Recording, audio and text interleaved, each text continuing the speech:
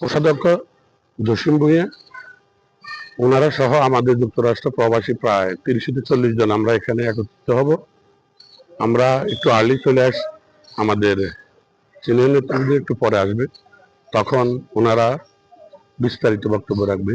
আসলে দীর্ঘদিন আমরা প্রবাসী ছিলাম, দীর্ঘ 17 বছর আমরা এই স্বৈরাচারী শেখ হাসিনার আমলে আমরা অনেক কষ্ট এবং ত্যাগ তিতিক্ষা স্বীকার করে আমরাও প্রবাসী ছিলাম এবং এই দেশের মানুষ, আপনারা দীর্ঘ 17 বছর ভোট দিতে পারেন নাই।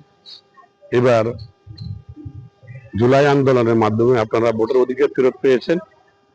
ইনশাল্লাহ আমরা আগামী দিনে